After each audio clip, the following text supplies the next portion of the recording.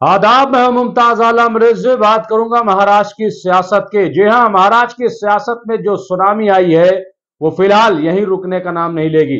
अभी कौन लोग और क्या कुछ होगा ये कहना जल्दबाजी होगी, लेकिन सबसे अहम और बड़ी खबर यह है कि बीजेपी ने एक बड़ी चाल तो चली। इससे पहले भी जब उद्धव ठाकरे को हुकूमत से हटाया वो भी एक बड़ी चाल थी, लेकिन उससे बड़ी चाल ये मानी जा रही है जो बीजेपी ने चली। अब देखना यह होगा कि ये जो बीजेपी ने चाल चली है ये शरद पवार की सहमति से है, शरद पवार को बाकायदा एतमाद में लेकर यह किया गया है, या फिर जो उनके भतीजे अजीत पवार हैं जो अब महाराष्ट्र के उप मुख्यमंत्री बन गए हैं, ये उन्हीं से कंसर्न है, उन्हीं से सिर्फ बातचीत है। क्योंकि अचानक एनसीपी के बड़े नेताओं का बीजेपी में चले जाना और वहां जाकर के हुकूमत में शामिल हो जाना ये कोई एक दिन की रणनीति नहीं है। इसके पीछे जरूर कोई बहुत बड़ी राजनीति है, लेकिन इस पूरे खेल में जो सबसे ज्यादा नुकसान जिसका होने जा रहा है वो है महाराष्ट्र के मुख्यमंत्री एकनाथ शिंदे। जी हां, एकनाथ शिंदे को बहुत बड़ा झटका लगने वाला है और उसकी तमाम तस्वीरें अब सीधे सामने आने लगी हैं। और खुद जो शिंदे गुट है, जो शिंदे ग्रुप है, उसमें भी अफरा तफरी का माहौल पैदा हो गया है। खबर यह है कि दरअसल शिंदे गुट जो है वो इस बात से खुश नहीं है कि आखिर अजित पवार को हुकूमत में लेने की जरूरत क्या थी, जबकि अच्छी भली सरकार चल रही थी। क्या महज एनसीपी को दो टुकड़ों में करने के लिए किया गया? नंबर एक। नंबर दो, कि आखिर अजित पवार को क्यों लिया गया? क्या कहीं ऐसा तो नहीं है कि बीजेपी में अब एक नया खेल होने जा रहा है, बीजेपी कुछ नया करने जा रही? इन्हीं दो मुद्दों पर मैं बात करूंगा तफसील के साथ और बताऊंगा कि कैसे एकनाथ शिंदे को बड़ा झटका लगने वाला है और क्यों एकनाथ शिंदे गुट में इस वक्त हंगामा मचा हुआ है, परेशानी सामने खड़ी हो गई है ऐसा कहा जा रहा है। और शिंदे ने भी अभी आनन फानन में कैबिनेट की मीटिंग बुलाई है। इससे पहले शिंदे के घर पर जो सरकारी रिहाइश है वहां पर जो शिंदे गुट के मंत्री थे उनकी मीटिंग भी हुई थी। तो यह पूरा मामला है। मैं जल्द आपको एक तस्वीर पहले देना चाहता हूं कि क्या महाराष्ट्र विधानसभा की तस्वीर है, वो आप तस्वीर देख लीजिए और फिर आपको अंदाजा होगा कि अजित पवार को लाने का क्या खेल है। संजय राउत का बयान भी मैं सामने रखूंगा और इसमें यह भी बताऊंगा कि कैसे उद्धव ठाकरे खुशी मनाएंगे। सबसे पहले आप समझ लीजिए कि महाराष्ट्र जो विधानसभा है उसमें कुल 288 सीटें, 288, और हुकूमत बनाने के लिए चाहिए 145 सीटें। यह पूरा आंकड़ा है। अब आप देख लीजिए कि बीजेपी के पास टोटल सीटें 105। अब आ जाइए शिंदे, एकनाथ शिंदे शिवसेना, इसके पास है 40 सीटें।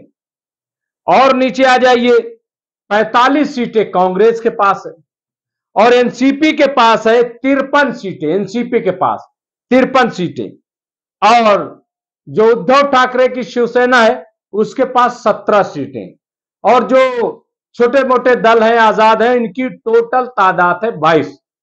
ये 22 दो चार को छोड़ करके सब फिलहाल हुकूमत के साथ में। अब आप बताइए कि 105 बीजेपी की, 40 शिंदे की, 145 और 10-12 मान लीजिए कि जो इधर उधर के हैं, तो कुल मिलाकर के 155, 160, वैसे ज्यादा तादाद हो रही 160 के करीब है। तो सवाल तो बड़ा है कि आखिर बीजेपी को या सरकार को क्या जरूरत थी कि वो अजीत पवार को साथ ला रहे हैं। और यूं ही नहीं ला रहे हैं बल्कि मंत्री बना रहे हैं, और मंत्री ही नहीं बना रहे बल्कि उप मुख्यमंत्री बना रहे हैं। वैसे भी जो फडणवीस हैं, जो कभी महाराष्ट्र के मुख्यमंत्री थे, 105 सीटें बीजेपी के पास।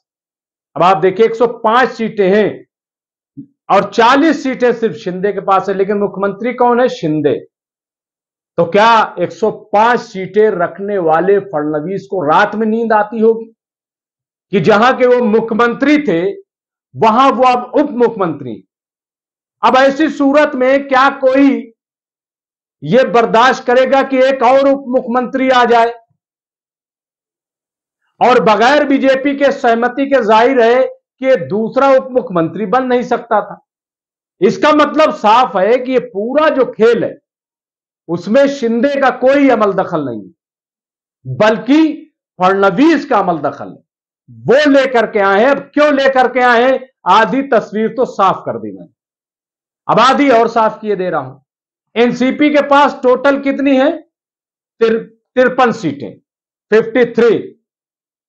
और सरकार बनाने के लिए कितनी चाहिए? 40 सीटें, जैसे शिंदे लेकर के आए थे। 40 सीटें अगर आ गई तो 145 का जदुई आंकड़ा जो है वो छू जाएगा। और बार बार अजित पवार ये कह रहे हैं कि उनके साथ 40 से 45 विधायक हैं। इसका क्या मतलब हुआ? वैसे ठीक है कि दल बदल कानून के लिए जरूरी है कि 53 सीटें हैं तो 2/3 यानी 36 सीटें जरूरी है लाना, वरना उनकी सदस्यता रद्द हो सकती है। यह सही है, लेकिन 42 से 45 सीटों का दावा करना किस बात की दलील है?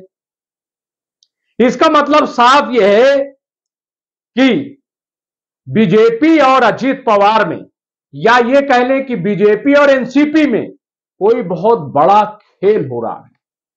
और बहुत मुमकिन है, क्योंकि महाराष्ट्र में सियासत के चाणक्य माने जाते हैं शरद पवार। उसकी वजह मैं बताऊं। जब राष्ट्रीय अध्यक्ष की बात आई और अजित पवार से पूछा गया तो उन्होंने कहा मेरे राष्ट्रीय अध्यक्ष तो शरद पवार जी ही हैं, वो मेरे गुरु हैं, वो मुझे आशीर्वाद देंगे, आशीर्वाद दे रहे हैं, ये तक उन्होंने कहा है। अब आप सोचिए कि बीजेपी को अगर 40 से 45 सीटें मिल रही हैं और वो बगैर शिंदे के सरकार बना सकते हैं, तो फिर फडणवीस जो है वो क्यों उप मुख्यमंत्री बने रहेंगे? क्यों वो मुख्यमंत्री नहीं बनेंगे? और फिर सियासत में किसी को गले लगाए रखना ये कोई राजनीति तो है नहीं, कोई जरूरी तो है नहीं, कोई फर्ज तो है नहीं। तो ऐसे में अब आप देख लीजिए, पूरा खेल मैंने आपके सामने खोल के रख दिया कि मामला क्या है। अगर अजीत पवार 40 सीटें लेकर के आते हैं, और यही वजह है भी आप देखिए कि पोर्टफोलियो नहीं बना, अजीत यादव उप मुख्यमंत्री बन गए, वो बिल्कुल ठीक है, लेकिन जो 8 और मंत्रियों को शपथ दिलाई गई है, मंत्री बनाया गया है, अभी उनको कुछ भी नहीं दिया गया। किस बात का इंतजार? किस बात का इंतजार है? और दूसरा, शिंदे गुट में हड़बड़ाहट क्यों है, घबराहट क्यों है? सवाल यह है कि शिंदे करेंगे क्या? और कई एमएलए नाराज हैं, तो अगर शिंदे से कई एमएलए नाराज हैं तो वो जाएंगे कहां? एक बड़ा सवाल है। तो उसके लिए उद्धव ठाकरे अपना दरवाजा खोल के रखा हुआ, फटोफट खोल दिया है दरवाजा कि आप आइए। और याद रखिए कि सियासत में खुद न जीते, लेकिन अगर दुश्मन हार जाए तो इसको भी कामयाबी की नजर से देखा जाता है। अब आप देखिए कि अगर फडणवीस मुख्यमंत्री बनते हैं तो इससे उद्धव ठाकरे की सेहत पर कोई असर नहीं पड़ता, क्योंकि फडणवीस बने कोई बने।